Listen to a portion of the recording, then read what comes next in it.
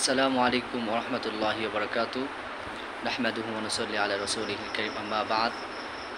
সম্মানিত দর্শক, প্রিয় ভাই এবং বোনেরা, আপনাদের সকলকে জানাচ্ছি অগ্রিম ঈদুল আজহার অগ্রিম শুভেচ্ছা। আপনারা কেমন আছেন? আশা করি সকলেই ভালো আছেন। তো আজকে আমার এই ভিডিওতে আমি একটা গুরুত্বপূর্ণ বিষয় নিয়ে আপনাদের সামনে আলোচনা করতে চাই। তো আমাদের সমাজে এই দিনগুলো আসলে বিষয়গুলো নিয়ে একটু বিতর্কে মানুষের লিপ্ত হয়ে যায় অনেকেই। তো আমি এই ২-১টা দিন যাবৎ খুব গবেষণা করে চেষ্টা করেছি যে একটু গবেষণার মাধ্যমে আপনাদেরকে তথ্যবহুল আলোচনা শোনানো যায় কি না, যে আলোচনা শোনার পরে আপনার মন, আপনার আত্মা তৃপ্তি পাবে, যে বিষয়ে আমাদের আর কোনো এশকাল নেই, কোনো ডাউট নেই, কোনো সাসপিশন থাকবে না, কোনো ডাউট থাকবে না, সেভাবে আসলে চেষ্টা করেছি। তো চলুন আলোচনা করা যাক। আজকের ভিডিওতে আলোচনা করব আরাফার রোজা, সিয়ামু ইয়াউমি আরাফা। আরাফার দিনের রোজা আসলে এটার কি কোনো ফজিলত আছে কি না? তো আমরা আল্লাহর হাবিব সাল্লাল্লাহু আলাইহি সাল্লামের হাদিসের দিকে তাহলে দেখতে পাই যে আল্লাহ হাবিব সাল্লাল্লাহু আলাইহি সাল্লাম বলেছেন যে ক্বালা রাসূলুল্লাহ সাল্লাল্লাহু আলাইহি ওয়াসাল্লাম সিয়ামু আরাফাতা ইন্নী আহতাসিবু আলাল্লাহ আইয়ুকাফিরা সানাতাল্লাতী ক্বাবলা ওয়াল্লাতী বা'দা। যে আল্লাহ হাবিব সাল্লাল্লাহু আলাইহি সাল্লাম বলেছেন যে আমি আল্লাহ তাআলার কাছে আশা করি যে যদি কেউ এই আরাফার দিনে রোজাটা রাখে তাহলে তার পিছনের ১ বছরের এবং সামনের ১ বছরের গুনাহ আল্লাহ তাআলা তার মাফ করে দিবেন। তো হাদিসটি এসেছে আবু দাউদ শরীফে, যেটা সিয়াসিত্তার একটি কিতাব। হাদিসটি মোটামুটি সহিহ একটা হাদিস। তো আমরা আমাদের বাংলাদেশে আরাফার দিন ৯ জিলহজ। তো আমাদের কালকেই আমাদের রোজাটা রাখতে হবে, মানে আজকে সেহারি খেতে হবে। রোজাটা পড়বে আগামীকাল শুক্রবার। তো আমরা ইনশাল্লাহ অনেকে রাখার চেষ্টা করব।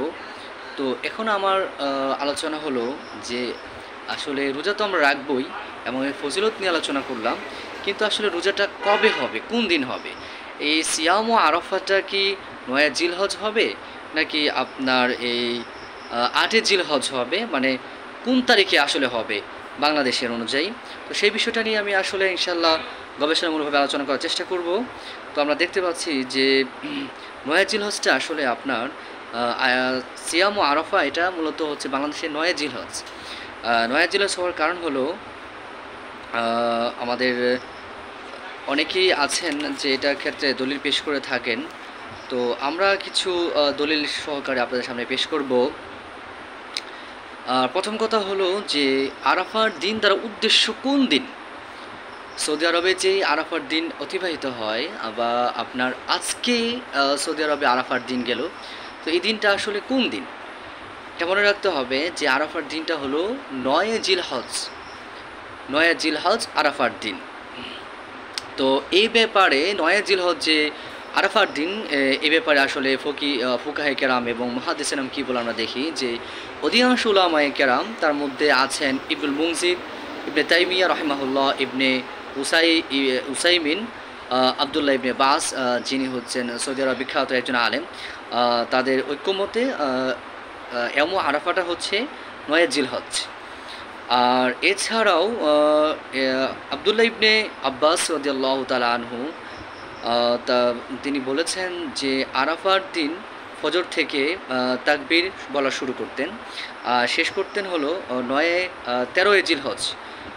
এটা আসলে আলী রাদিয়াল্লাহু তাআলা আনহু করতেন। তারপরে আছেন আপনার ইবনে মাসউদও এটা করতেন। তাহলে কুরবানির তারিখ হচ্ছে ১০ তারিখ। এখানে যদি আমরা এই কথা বলি, বলার চেষ্টা করি যে আসলে আমরা সৌদি আরবের সাথে মানে আমরা মিলিয়ে আরাফা রোজাটা রাখবো, সেক্ষেত্রে আমি আপনাদের সামনে বলতে চাই যে আসলে তা নয়। কেন নয়? সৌদি আরবের সাথে তাল মিলিয়ে আমরা রোজাটা রাখবো না। এটার কয়েকটি দলিল এবং যুক্তি আমি আপনাদের সামনে পেশ করব। দলিল হলো, এখানে যে দলিলগুলো, যে ইবনে আব্বাস আছেন, ইবনে মাসউদ আছেন, আলী রাদিয়াল্লাহু তাআলা আছেন, তারা যেহেতু আইয়ামে তাশরিকের যে তাকবীরটা তারা শুরু করতেন 9 জিলহজ ফজর থেকে আর শেষ করতেন আপনার এই 13 তারিখ আপনার আসর পর্যন্ত। আচ্ছা, যদি তাই হয়ে থাকে, যদি 9 জিলহজ থেকে শুরু করেন, তাহলে আপনার আরাফার দিনটা তো আমাদের 9 জিলহজই পড়বে, তাই না? তাহলে আমরা আমাদের দেশের 9 জিলহজ সেই দিন থেকে আমাদের আপনার সিয়ামে আরাফাটা রাখতে হবে। আর এছাড়া যদি আমরা এই কাজটা করি যে আমরা সৌদি আরবের সাথে আজকে যদি আমরা আরাফা রোজা রেখে ফেলতাম, তাহলে কি আমরা আগামীকাল আমাদের বাংলাদেশে হলো 9 জিলহজ, তাহলে কি আমরা কালকে ঈদ করতাম? ঈদ করতাম না। যদি ঈদ না করি 9 জিলহজে, আমাদের বাংলাদেশের অনুযায়ী 9 জিলহজে ঈদ না করি, হ্যাঁ, তাহলে আমরা কিভাবে সৌদি আরবের সাথে আমরা 8 জিলহজে বাংলাদেশে আমরা কিভাবে আপনার আরাফা মানে সিয়ামে আরাফাটা রাখবো? এটা আসলে কোনো দিনের সম্ভব নয়। আর এছাড়াও দেখা গেছে যে আপনি ইয়াউমুন নাহার আরেকটা আছে, নাসাই শরীফের একটা হাদিস আছে, সেটা হলো 2417 নম্বর হাদিসটি। সেই হাদিস অনুযায়ীও আপনার 9 জিলহজ অনুযায়ী আমাদের বাংলাদেশে সিয়ামে আরাফাটা রাখতে হবে। এছাড়াও মুসান্নাফ ইবনে আবি শাইবা রহিমাহুল্লাহ, আবু বকর ইবনে শাইবা, তিনি যে কথাটি বলেছেন, তিনি বলেছেন যে তিনি তার কিতাবের মধ্যে প্রায় 60টি হাদিস এনেছেন। 60টি হাদিস এনে তিনি বলতে চাচ্ছেন যে তিনি প্রমাণ করার চেষ্টা করেছেন যে সিয়ামু ইয়ামি আরাফাটা হলো আপনার 9 জিলহজ। আচ্ছা, এখানে আরেকটা বিষয় হলো যে আমরা আসলে মানে রোজাটা রাখবো কীভাবে, এটার একটা মূলনীতি হলো যে মাতালিয়া মানে উদয়স্থান, যেই দেশে যেই নিয়ম, হ্যাঁ, যেই দেশে যখন যেই স্থানে আপনার উদয় স্থান যখন তখন ওই চাঁদ দেখে রোজা রাখতে হয়। মানে এখানে আসলে মূলনীতিটা হলো চাঁদ দেখে রোজা রাখা।